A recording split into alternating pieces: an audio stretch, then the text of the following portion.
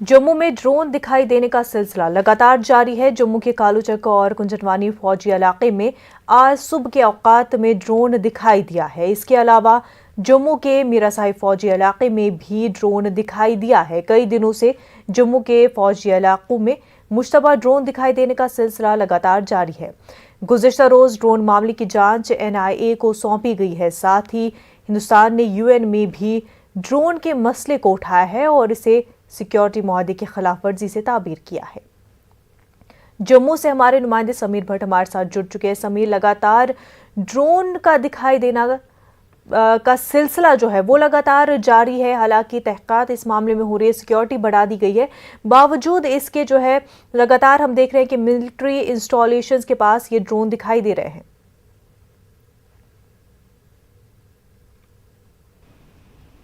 बिल्कुल आपने सही कहा और ये बहुत ही तशवीश की बात है। आज भी जिस तरह से 3 ड्रोन देखे गए हैं, पहला ड्रोन जो है कुंजवानी में, फिर कालूचक में और उसके बाद मीरा साहब एरियाज में देखे गए हैं तीनों ड्रोन।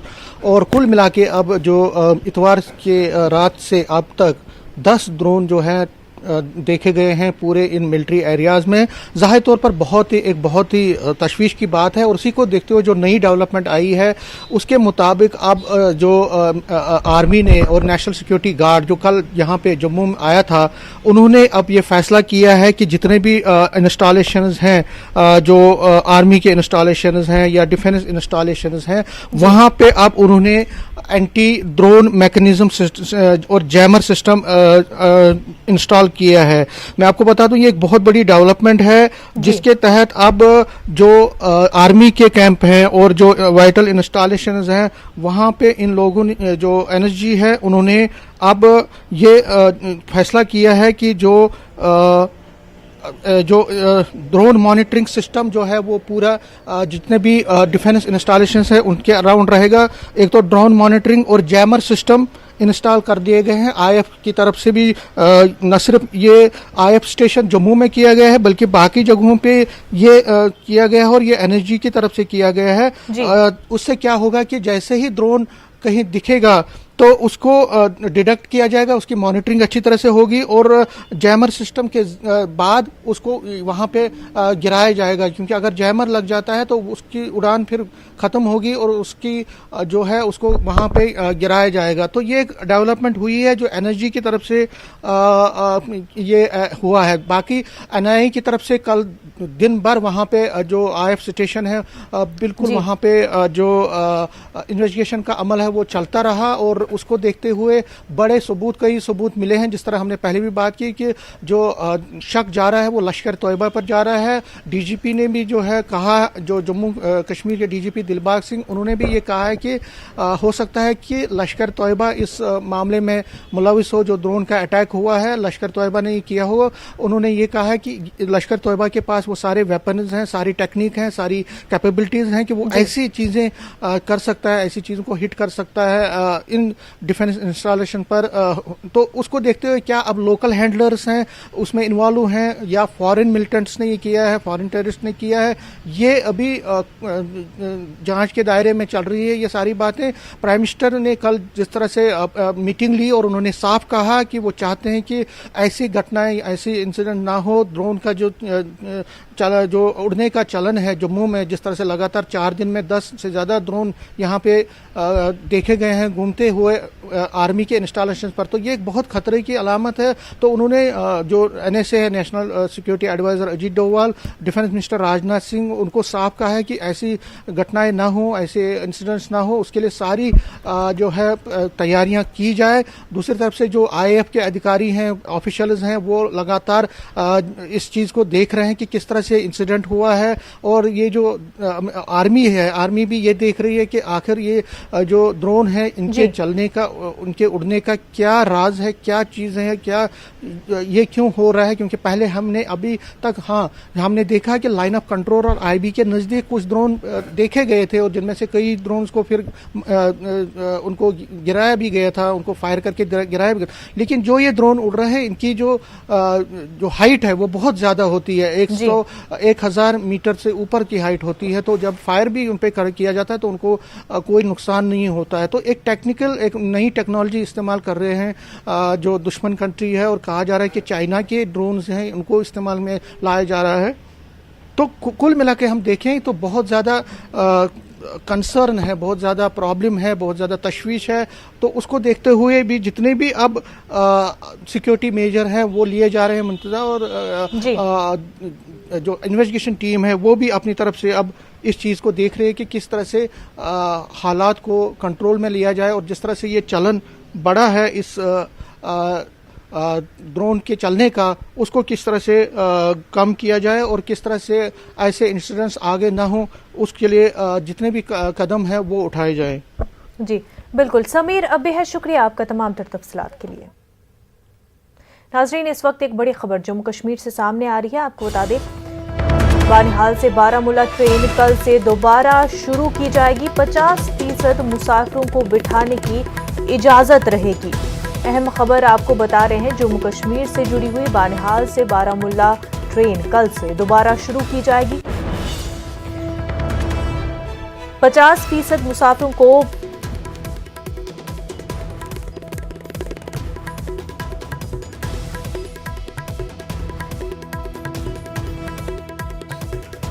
तो नाज़रीन आपको बता दें, बानिहाल से बारामूला ट्रेन कोविड केसेस के चलते, पैंडेमिक के चलते बंद कर दी गई थी, और अब बानिहाल से बारामूला की ट्रेन कल से दोबारा शुरू की जाएगी। कोविड एसओपीज और गाइडलाइंस का ख्याल रखते हुए 50% मुसाफिरों को बैठने की इजाजत होगी।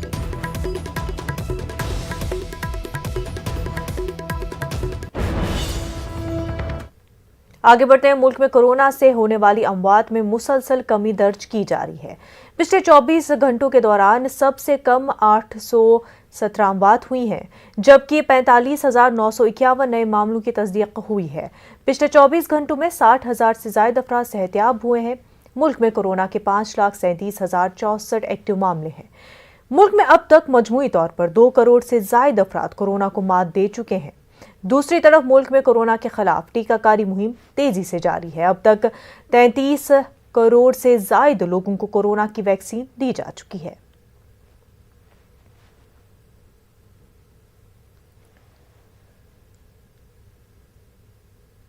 कोरोना के मामलों में कमी के साथ दिल्ली में अनलॉक का अमल शुरू हो गया था, लेकिन कोरोना गाइडलाइंस की खिलाफ वर्जी करने पर दिल्ली हुकूमत ने लक्ष्मी नगर और अतराफ के बाजारों को एक बार फिर बंद कर दिया है।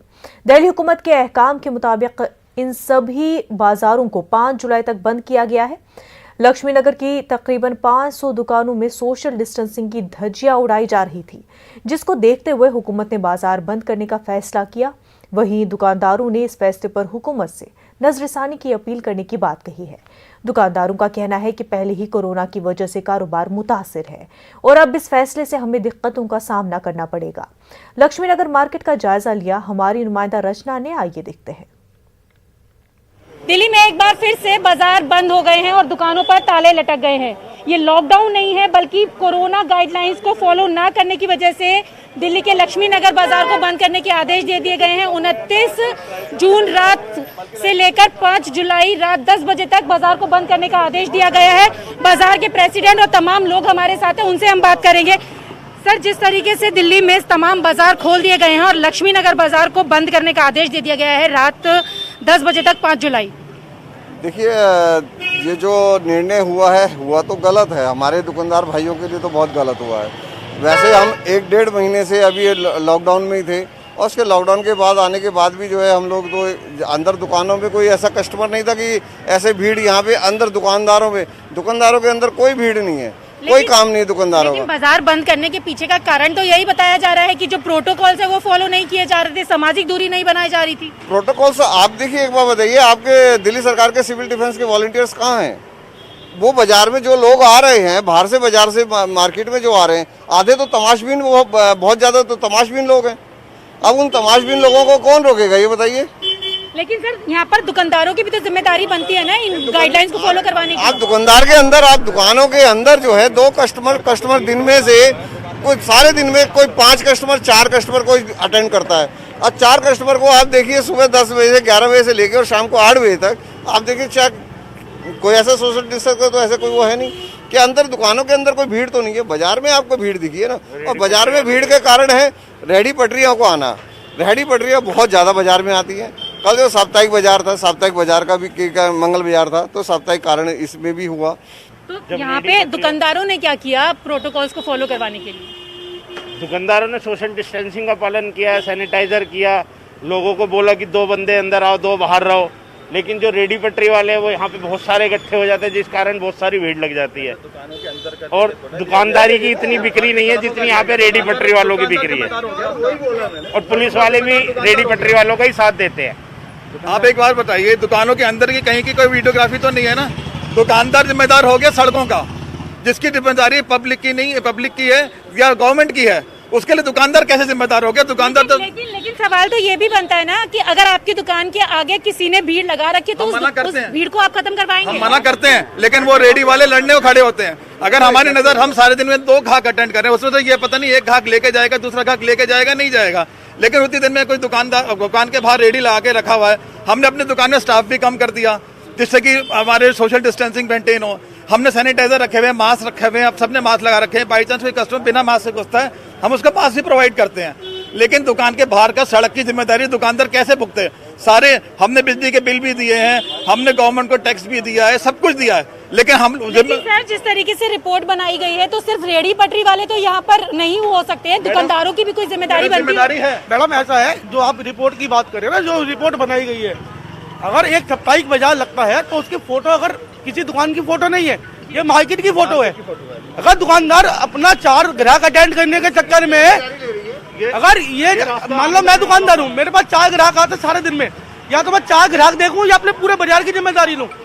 अगर सारी जिम्मेदारी दुकानदार को लेनी है तो प्रशासन किस काम आएगा हमारे?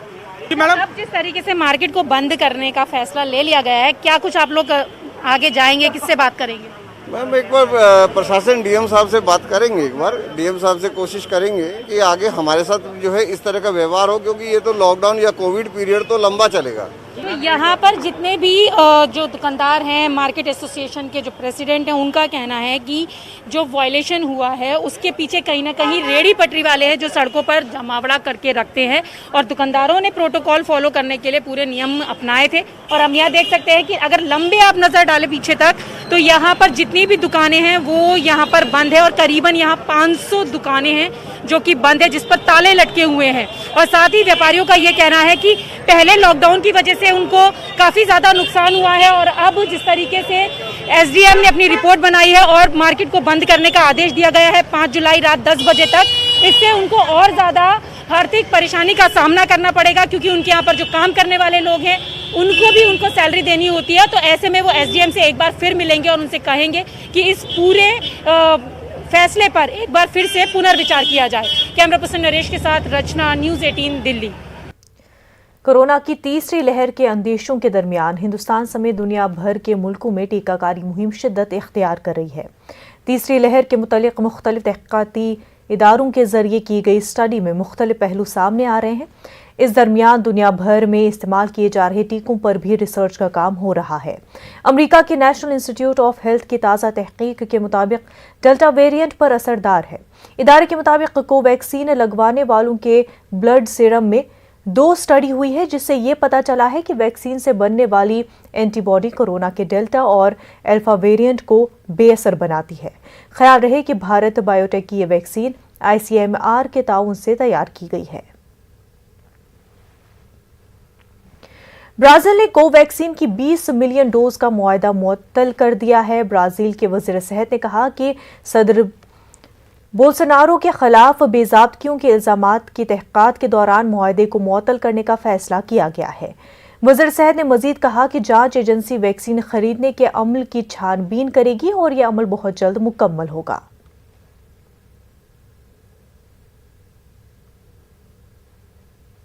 आपका खैर मकदम है। मध्य प्रदेश में नर्सों और पैरामेडिकल स्टाफ ने अपनी 12 नुकाती मुतालबात को लेकर रियासती सतह पर हड़ताल शुरू कर दी है। नर्सों और पैरामेडिकल स्टाफ के जरिए हालांकि 18 जून को हुकूमत को इंतबा जारी कर दिया गया था, मगर हुकूमत की जानिब से मुतालबात पर किसी किस्म का अहकाम जारी नहीं किए जाने पर 50,000 से ज्यादा नर्सों और पैरामेडिकल स्टाफ के जरिए गैर मुअय्यना मुद्दत की हड़ताल शुरू कर दी गई है। वाज़ेह कि नर्सों और पैरामेडिकल स्टाफ के जरिए पहले 9 जून से हड़ताल शुरू की गई थी और रियासती हुकूमत के साथ बातचीत होने पर 17 जून को हड़ताल को खत्म करने का ऐलान किया गया था। इस बात की यकीन दहानी पर किया गया था कि हुकूमत के जरिए 1 हफ्ते में मुतालबात को लेकर अहकाम जारी कर दिए जाएंगे, लेकिन जब 10 दिन में मुतालबात को लेकर हुकूमत की सतह पर अहकाम जारी नहीं किया गया तो नर्सों और पैरामेडिकल स्टाफ के जरिए हड़ताल दोबारा शुरू कर दी गई। कि कोरोना में मरीजों की सेवा, अपने कर्तव्य का पालन सिखाने वाली शासन और प्रशासन को ये समझना होगा कि हम भी इंसान हैं, हमारा भी परिवार है, हमें भी आर्थिक सदृढ़ता की ज़रूरत है, परंतु शायद चिकित्सा शिक्षा और लोक स्वास्थ्य में पदस्थ समस्त नर्सेस को शासन और प्रशासन एक इंसान भी नहीं मानती, इससे हम अपने आप को छला हुआ महसूस करते हैं।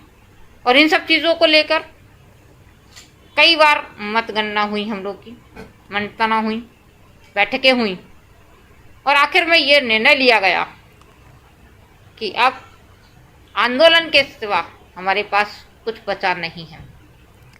मध्य प्रदेश में कल से कोरोना वैक्सीनेशन महाअभियान का फिर से आगाज हो गया है। कोरोना वैक्सीनेशन महाअभियान को लेकर मध्य प्रदेश हुकूमत जहां फिर नया रिकॉर्ड बनाने की तैयारी में है, वहीं रियासत में अब तक 2 करोड़ से ज्यादा लोगों को कोरोना वैक्सीन लगाई जा चुकी है। वज़ीर दाखिला डॉक्टर निरोत्तम मिश्रा का कहना है कि जब तक 18 साल से ऊपर के लोगों को कोरोना वैक्सीन के दोनों डोज लगा दिए नहीं जाते, तब तक कोचिंग, सिनेमा हॉल और कॉलेज को खोलने की बातें नहीं की जा सकती। राहतों के दरवाजे वैक्सीन से होकर जाते हैं। देखिए, सिनेमा को भी हो या ऐसी बैठने की जगह हो, वहाँ पे अगर दोनों वैक्सीन लगी हुई है तो उसी कंडीशन पे हम सिनेमा को अनुमति देंगे या कोचिंग को अनुमति देंगे या स्कूल जो है 18 से ऊपर वाले उनको देंगे। लेकिन रिस्क कोई भी नहीं ले सकती सरकार। सरकार पूरी तरह से सचेत है किसी भी बीमारी के प्रति, अपनी जनता के प्रति। मुख्यमंत्री जी स्वयं समीक्षा करते हैं, इसलिए ऐसा मत मानो आपके हम 3 घंटे बैठने की बिना वैक्सीन की इजाजत दे देंगे। इस वक्त एक बड़ी खबर सामने आ रही है। राम मंदिर ट्रस्ट के लिए जमीन की खरीद में बदनवानी का मामला, केजरीवाल और संजय सिंह के खिलाफ शिकायत की गई है। अयोध्या कोतवाली में तहरीर दी गई है। आपको बता दें, विक्रम एम तिवारी ने यह तहरीर दी है। संजय सिंह जमीन घोटाले के मामले में मुसलसल आवाज उठा रहे हैं। काफी अहम खबर आपको बता रहे हैं। राम मंदिर ट्रस्ट के लिए जमीन की खरीद में बदनवानी का मामला पेश आया और इसी सिलसिले में केजरीवाल और संजय सिंह के खिलाफ शिकायत की गई। केजरीवाल और संजय सिंह ने इस मामले में आवाज उठाई। हमारे नुमाइंदे तारिक कमर लखनऊ से हमारे साथ जुड़ चुके हैं। तारिक, केजरीवाल और संजय सिंह के खिलाफ शिकायत दर्ज की गई है। लगातार केजरीवाल और संजय सिंह इस पूरे मामले को लेकर आवाज उठाते रहे हैं। हाँ, देखिए, बहुत अहम मसला है और आप बताती रही हमारे नाज़रीन को जिस अंदाज से बदनवानियां सामने आई। अच्छा, देखिए, एक बुनियादी बात यही है कि जब कोई भी इदारा, कोई भी ट्रस्ट अगर किसी मजहबी ताल्लुक से, मजहबी तंजीमों के हवाले से जाना पहचाना जाता है तो उसमें अगर कोई बदनवानी होती है, हुआ उसका ताल्लुक किसी भी मजहब से हो, तो लोग बहुत संजीदा हो जाते हैं, लोगों में गम गुस्सा भी होता है। आपने देखा कि जैसे ही ये मामला सामने आया था तो ऐसा नहीं कि आप ही ने बल्कि तमाम सियासी जमातों ने इस पर तनकीद की थी, इसके खिलाफ आराई की थी। और ये भी याद होगा हमारे नाज़रीन को, और आपने दिखाया भी था कि जिस अंदाज से कांग्रेस के लल्लू कुमार ने और नसीमुद्दीन सिद्दीकी ने अयोध्या गए थे और उनको फिर अयोध्या जाने से पहले ही गिरफ्तार कर दिया गया था।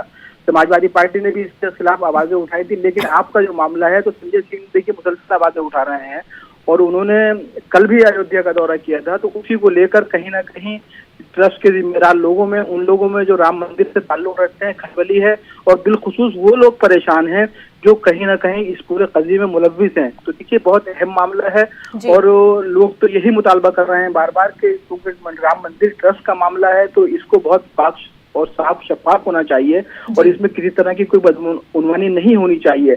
अब देखना यही है कि तहरीर पर क्या नोटिस लिया जाता है, किस अंदाज से इक़दाम किए जाते हैं और क्या खरीद कार्रवाई की जाती है। लेकिन फिर वक्त का मंजरनामा यही है कि तमाम सियासी जमातें जो है वो इस मौजू पर पीछे हटने को तैयार नहीं है। वो चाहती यही है कि जो कुछ भी बदनवानियां इस हवाले से हो रही हैं वो सामने आनी चाहिए, आवाम के रूबरू उनको रखना चाहिए, आवाम उनसे वाकिफ होनी चाहिए। मुनज़्ज़ा।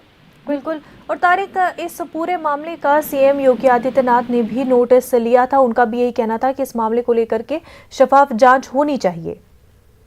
हाँ देखिए, जाहिर है कि योगी आदित्यनाथ खुद एक मजहबी शख्सियत के हवाले से जाने जाते हैं और अयोध्या पर उनका बहुत अहम फोकस रहा है और अगर इस अंदाज की बदनवानियां सामने आएंगी तो जरूर नोटिस लिया जाएगा। तो उन्होंने जो इशारे दिए थे, तहकीक के इशारे, बाकायदा मुंसिफाना इंक्वायरी के इशारे, देखना यह है कि उस बात में क्या कुछ पेशरफ्त वज़ीर आला की जानिब से होती है। लेकिन एक बात और भी है कि देखिए यहाँ पर जो बरसर इख्तिदार जमात है वो ये चाहती है कि उसके ऊपर कोई हर्फ ना आए। तो कोशिश ये भी की जा रही है, जो राय के मुताबिक खबरें आ रही हैं उनके मुताबिक ये मालूम होता है कि कुछ जो मुलविस लोग हैं बाकायदा तौर पर उनको बचाने की भी कहीं ना कहीं किसी न किसी सतह पर कोशिश की जा रही है। लेकिन देखना यही है कि क्या कुछ मंजरनामा फाइनली निकल कर सामने आता है, नतीजा क्या निकल के आता है, उस पर नजर रहेगी। बिल्कुल तारिक, बेहद शुक्रिया आपका। इस वक्त एक और बड़ी खबर आपको बता दें, जम्मू श्रीनगर कौमी शाहराह पर सड़क हादसा पेश आया है।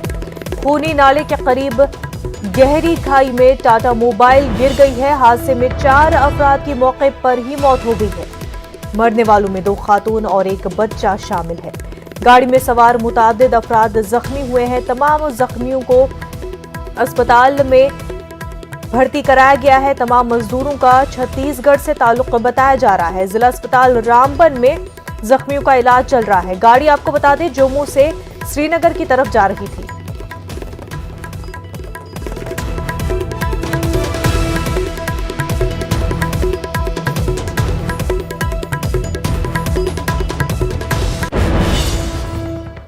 नेटवर्क 18 फेडरल बैंक संजीवनी गाड़ियां पूरे मुल्क में कोरोना वायरस से मुतासरा अजला में गश्त कर रही है। वैक्सीन की अहमियत के हवाले से बेदारी लाने की हमारी कोशिशों को आपकी तायद की अशद जरूरत है। आइए एक नजर डालते हैं संजीवनी गाड़ियां किन इलाकों में है।